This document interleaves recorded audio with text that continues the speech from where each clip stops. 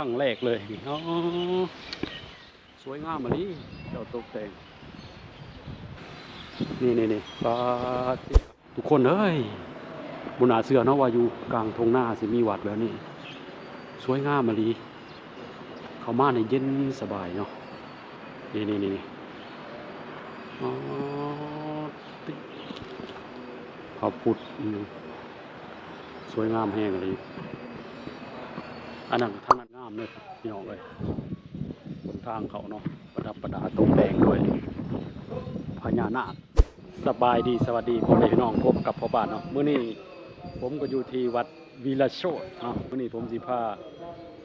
มาเฮ็ดบุญเนาะพาชุมสาวๆมาเฮ็ดบุญนะสาวโบแล้วก็สาวแอนมื้อนี้บ่ได้พาเขาในเมืองเนาะมาข้างนอกพุ่นก็วัดสวยงามนี่วัดวีระโชติสีขาวหลังคาเป็นหลังคาสีขาวเนาะอันนี้อยู่เขตฉะเชิงเทราอันนี้เขามาในวัดแหละเนาะแต่เฮามาทางถนนหลวงแพ่งลาดกระบังอันนี้วัดนี่อยู่ที่ตำบลคลองหลวงแพ่งแล้วก็อยู่เขตอำเภอเมืองฉะเชิงเทรานี่พี่น้องบรรยากาศในวัดโอ้กว้างใหญ่ดีสวยงามเนาะมื้อนี้เฮาก็สิพามาเบิ่งว่าวัดอยู่กลางทงหน้าว่าสวยขนาดนี้เนาะไปเดี๋ยวเฮาพาทุกคนเข้าไปทำบุญน้ำกันเนาะเบิ่งข้างในว่าสิสวยงามจำใดเห็นแต่ในรีวิวเพิ่นรีวิวคือเบิ่งเนาะเป็นครั้งแรกของผมเลยที่ได้มาทำบุญต่างจังหวัดได้เหมือนใดที่ใกล้กับกรุงเทพเนาะเอามาทางถนนลาดกระบังบ่ไกล30 นาทีเนาะ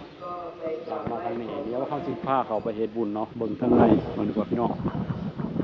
อันนั้นหลังคาโบสถ์ใหญ่อันนี้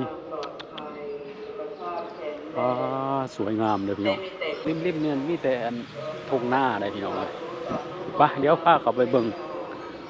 เขาไปเฮ็ดบุญเนาะ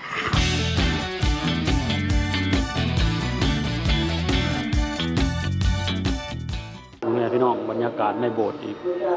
หลวงพ่อยังอันนี้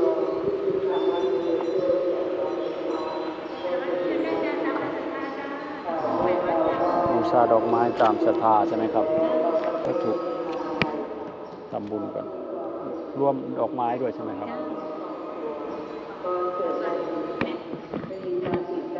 ดอกไม้ก็สวยๆไปกราบไหว้เอาเลยแต่ศรัทธาเงินเจ้ายังไม่ได้หายเห่านะเอาให้เลยดิใช่เอาให้พวกแห้งอันนี้เดี๋ยวก็มาเอาอีกพูดเป็นเนาะ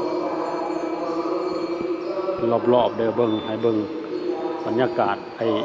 ในวัดพระยังสวยงามแท้เนาะ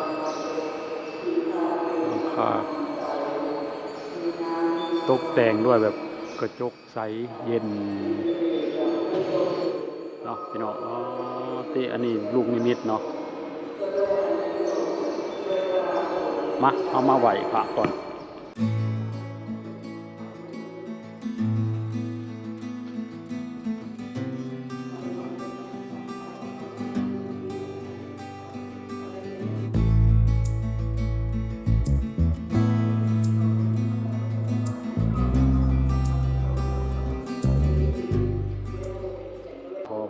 กราบไหว้เสร็จแล้วเนาะคำขอพรเอาไปปิดทองเนาะเอาไปปิดทองเนาะอันนี้สมเด็จพระพุทธยังกัสสะพระพุทธยังก็อ่านบ่ได้ใช่อันนี้สมเด็จพระพุทธยังกัสสปะพระพุทธกัสสปะสัมมาสัมพุทธเจ้าเนาะนี่องค์สวยงามมาดีทำยังแต่เราบอกติดลูกนิมิตไปวนไปทางนั้นทั้งคลิปก็อยากถ่ายทั้งบุญก็อยากเห็นเนาะสาธุป่ะนี่แหละเฮาก็สิมาปิดทองลูกนิมิตเนาะปิด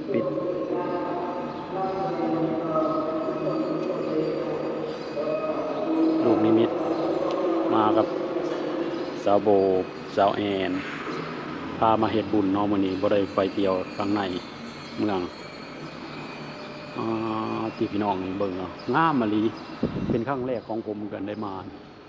อยู่นอกเนาะแต่ว่างามแฮงคือวัดนี่ยังใหม่เนาะพระพุทธรูปนี่ยังใหม่เบิดเลยอันนี้ก็เป็นพระวันเกิดเนาะผู้ใดเกิดวันใดก็เลี้ยงตามนั้นมาเนาะของผมก็สิเกิดวันเสาร์เนาะก็มาปิดทองเนาะหลังจากเฮาปิดทองลูกนิมิตแล้วเฮาก็สิมาปิดทองแล้วก็ทำบูชาเนาะทุกคนทำบูชาประจำวันเกิดวันเสาร์เนาะ10จบปิดทองก่อนปิดตรงหัวใจเนาะจิตใจจะได้นักแน่นสาธุเนาะออกจากนี้เขาก็สิมาจุดธูปไหว้อีกเทื่อหนึ่งพี่น้องอย่างออกมาก็สิประมาณนี้เนาะเป็นพระองค์ยักษ์ใหญ่องค์ใหญ่ๆโมนุเมนต์น้อยเนาะไหว้กราบไหว้เสร็จแล้วเขาก็สิขึ้นเนาะขึ้นมองโบสถ์นี่ทุกคนโอ้สวยงามมากเลยบ่ได้มาแบบนี้จักเถื่อเนาะเป็นครั้งแรกเลยอ๋อสวยงามมานี้เจ้าตกแต่ง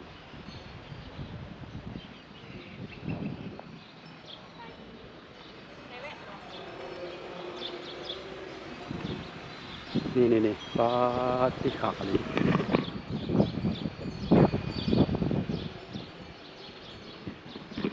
สวยงามเนาะแบบเป็นธรรมชาติเลยหลังคาวัดนี่เป็นสีขาวกันเลยเดี๋ยวเขาเดินขึ้นไปในโบสถ์นี่เนาะบัดมาทุกคนเมื่อนี้ก็สิได้มารีวิวให้เบิ่งเนาะวัดวิลาโชบอกเลยเขามาจักเถื่อเห็นแต่ในรีวิวเนาะเป็นวัดที่แบบมีหลังคาสีขาวสวยงามเลยทุกคนเขาทั้งใดเนาะบัดนี่หาทางเขาอยู่บริเวณรอบๆวัดเนาะโอ้มีสระมีบ่อปลาโอ้ปลานี่ปลาอีกทุกคนโอ้ติดอันนี้โบสถ์เนาะแบบยังคืนว่าเงียบสงัดดีเนาะบรรยากาศในวัดนี่ตกแต่งด้วยแบบโอ้การตกแต่งเดี๋ยวไปเข้าไปเบิ่งข้างในเนาะว่ามันสิสวยงามสำใดพี่น้องสิสวยงามสำใดเนาะนี่เนาะพี่น้องผู้ใดอยากมากอะมาได้เนาะเพราะว่าอยู่นี่แหละถ้ามาทั้งถนนลาดกระบังก็มาได้บ่ไกลเนาะเพราะว่ามันอยู่เขตอำเภอเมืองฉะเชิงเทราเนาะนี่พี่น้องนี่โอ้นี่โอ้ทางเขาวัดก็สิมีสะพานเนาะสะพานลอยเดินข้ามสระอันนี้เนาะเป็นพญานาคเลย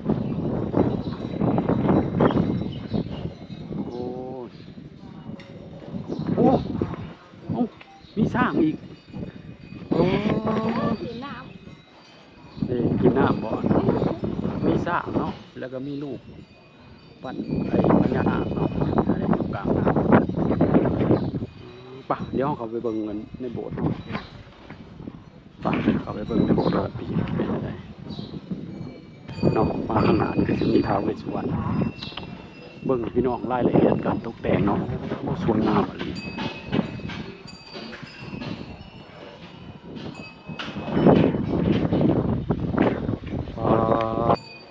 เข้ามาข้างในเนาะอ๋อ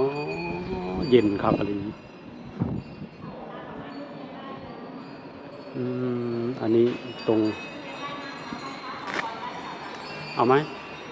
ดอกไม้ทูบเทียนไหว้พระขอพรโอ้ติตกแต่งสวยงามเลยพี่น้องข้างใน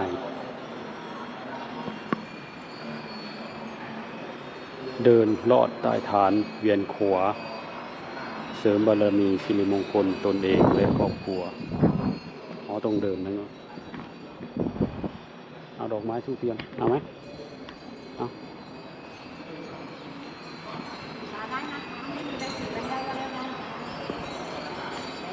แล้วแต่ศรัทธาใช่ไหมครับ แล้วแต่ศรัทธา5 บาท 10 บาทร่วมบุญกันนะครับ คนละชุดอ๋อไหว้พระตรงนี้ใช่ไหมครับ ไหว้พระขอพรก่อนแล้วค่อยเดินรอบได้ฐานค่ะ ครับ บูชาได้จ้าตามกำลังศรัทธาเลยจ้า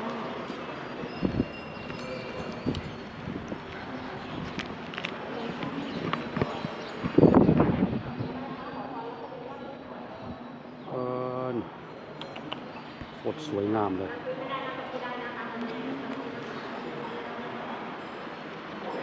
ข้างในเขาจะตกแต่งเนาะสวยงามนี่ตกแต่งด้วยแก้วเนี่ยอ๋อติทุกคนเอ้ยบนอาเสือเนาะว่าอยู่กลางทงหน้าสิมีวัดแบบนี้สวยงามมาลีเข้ามาในเย็นสบายเนาะนี่อ๋อติขอบพุทธสวยงามแห้งเลยอันนั้นทั้งนั้นก็เป็นพระพุทธรูปเนาะเข้ามาในโบสถ์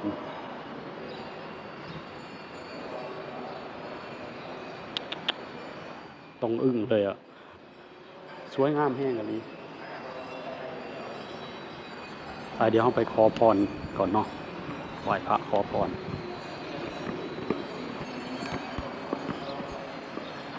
ไหว้พระขอพรนี่แล้วก็รอดใต้ฐานเดินลอดเนาะที่นี่พิธีลอดฐาน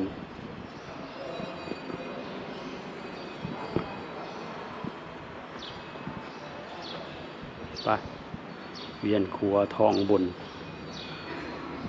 อิติปิโส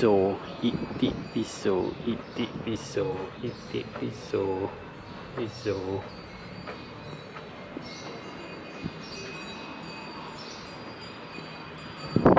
แล้วเขาก็ออกมาทางนี้เนาะนี่มาบนสะพานนี่สิมีเป็นสะพานขาม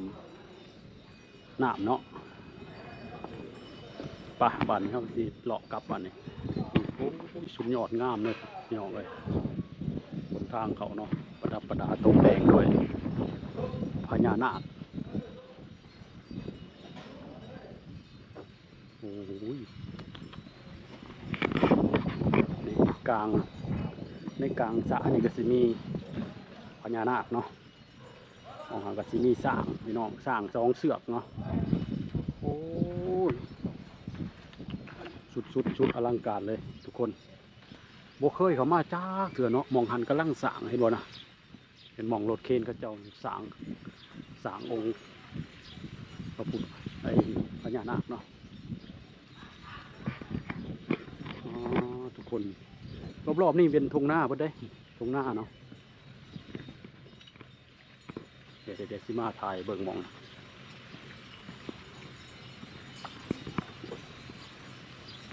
โอ้นี่จะถ่ายรูปไหมมันร้อนนี่มองมุมนี่เนาะมายืนตรงนั้นแหละ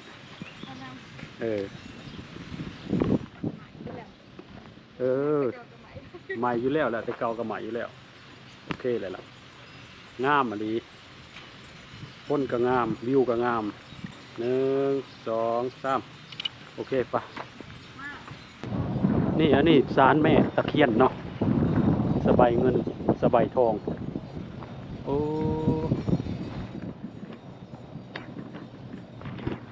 สาธุขอให้มีโชคมีลาภเด้ออันนี้ไม่ตะเคียนเนาะผู้ใดสายอันเสียงโศกเนาะต้องมาบ่พลาดเลยนี่มองนี่บริเวณวัดกว้างเลยพี่น้องกว้างแห้งเนาะ นี่มองนี้ก็สิเป็น เป็นหยังเอิ้นว่าลูกปั้นหลวงพ่อองค์ใหญ่ใหญ่นี่เนาะองค์นี้กำลังก่อสร้างเป็นองค์พญานาคเด้ขึ้นมาทางนี้แนมลงไปตรงหน้าเนาะลมเย็นครับลมเย็นครับเลยพี่น้องเลยโอ้พูดแล้ววะบริเวณที่วัดเนาะกว้างแห้งอะไร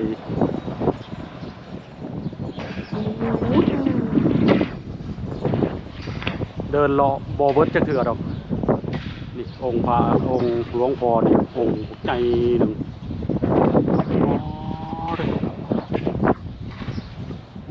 มากราบไหว้ก็ได้เนาะมากราบไหว้ได้สายมูเนาะต้องมาต้องผู้ผ่านมากราบมาไหว้ทางนี้มันเป็นธงหน้าเนาะ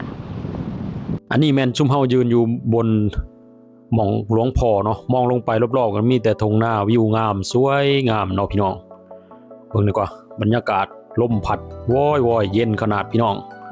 ท้องฟ้าก็แจ่มใสงามขนาดไปเดี๋ยวเฮาลงเบิ่งอยู่ใต้ฐานเนาะว่าสิเป็นอะไร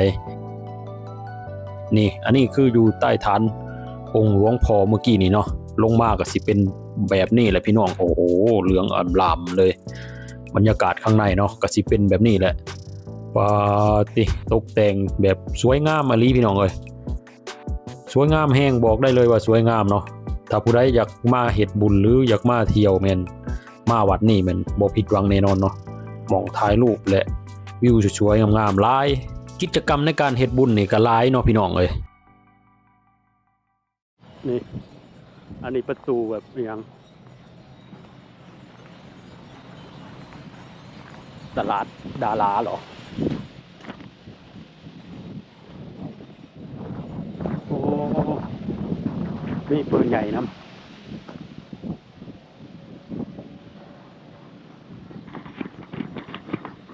อันนี้มองประตูทางเขาเงินทองไหลมาเทมามีมองเงินร้านกาแฟ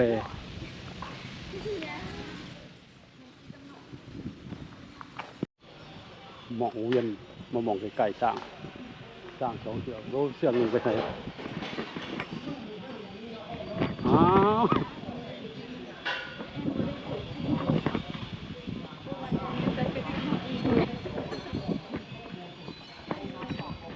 มองนี่แหละคือสวยงามอะไรข้างในเนาะหลังจากนั้นเราก็สิเดินมาเรื่อยๆเนาะเอาไว้มองโบสถ์อีกโบสถ์หนึ่งเนาะนี่บรรยากาศข้างในพี่น้องคือในวัดนี่มันมีหลายหลังเนาะโบสถ์นี่สิมีหลายหลังอะไรนี่พี่น้องอันนี้คือพระพุทธชินราชเนาะตกแต่งแต่ละหลังนั่นโอ้ยบอกได้เลยว่าอลังการลีพี่น้องตกแต่งแบบละเอียดเลยสวยงามเนาะเข้ามานี่ร่มรื่นเย็นสบายอกสบายใจเนาะเหมาะกับการที่ผู้ใดที่สิมาแบบนั่งสมาธิท่องคาถาเนาะพี่น้องโอ้ยพี่น้องหันมาฟังนี่ก็มีพระศพจำลองเด้อพี่น้องในวัดนี่เนาะกับโอเคเนาะทุกคนคือทำบุญนี่ยังเสร็จเรียบร้อยเนาะตามที่เอาพาเบิ่งบรรยากาศอะไรข้างในเนาะบัดนี้เขาก็สิได้กลับแล้วบัดนี้กลับก่อนเนาะเพราะว่าคือเข้ามาเนี่ยการมาเนี่ยก็นั่งแท็กซี่มาให้เขาเจ้ารอเนาะเพราะว่ารถแท็กซี่เขามาได้แต่ว่าบัดขาออกนี่สิรถออกยากเนาะส่วนร้ายเขาเจ้าที่มีรถเตรียมตัวมาเนาะโอเคเด้อพี่น้องเด้อถ้าท่านผู้ชมท่านใดมักคลิปแบบนี้หรือชอบคลิปแบบนี้ก็กดไลค์กดแชร์กดติดตามให้ผมเด้อครับเด้อเพื่อสิเป็นกำลังใจในคลิปต่อไปเนาะโอเคสำหรับคลิปนี้ก็ขอจบไว้เพียงเท่านี้เนาะไว้เจอกันคลิปหน้าสวัสดีบ๊ายบายมาเลยไปบ๊ายบายครับโทรรถแท็กซี่เลยบอก